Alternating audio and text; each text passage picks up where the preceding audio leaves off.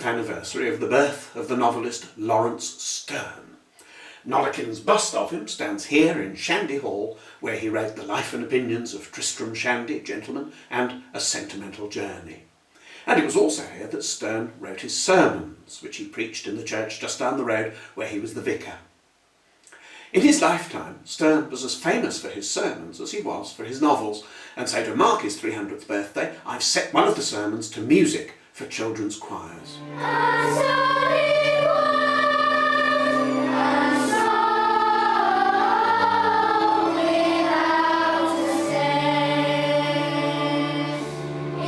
Sterne's sermons were as popular as the book itself when he published them in 1760, but he chose an interesting and peculiar way to bring them to the notice of the public.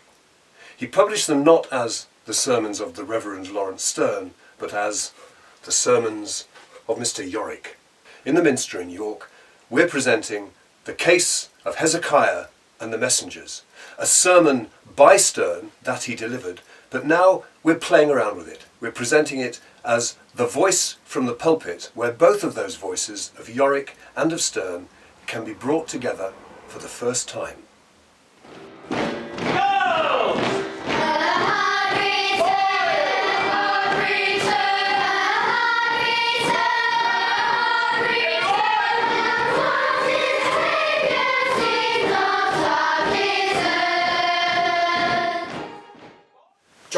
Brigg has been teaching the children the music. That was one of their favourite action songs, as you saw, and there's also very complicated rhythms, there's rounds and singing in parts and high soaring melodies, and the children have risen to the occasion magnificently.